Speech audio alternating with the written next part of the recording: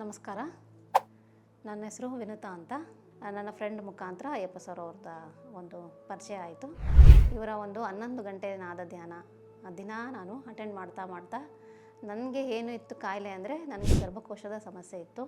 ಆ ಗರ್ಭಕೋಶದ ಸಮಸ್ಯೆಯನ್ನು ದಿನ 6 ಅವರ್ ಬಿಡದೆ ನಾನು ಸತತವಾಗಿ 2 ವರ್ಷ ಕಂಟಿನ್ಯೂಸ್ ಆಗಿ 6 ಅವರ್ ಧ್ಯಾನ ಮಾಡ್ತಾ ಈ ಒಂದು ಗರ್ಭಕೋಶದ ಸಮಸ್ಯೆಯಿಂದ ನಾನು ಪಾರಾಗಿದ್ದೇನೆ ಮಾಸ್ಟರ್ಸ್.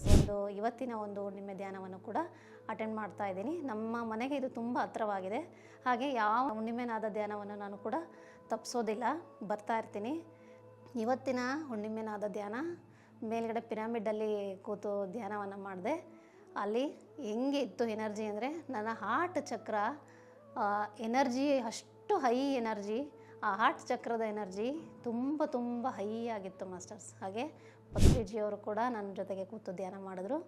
ಇಲ್ಲಿರೋ ಎಲ್ಲ ಮಾಸ್ಟರ್ಸ್ಗೂ ಕೂಡ ಆ ಹಾರ್ಟ್ ಚಕ್ರದ ಎನರ್ಜಿ ಹೈ ಆಗಿದೆ ಅಂತಲೇ ಹೇಳ್ಬೋದು.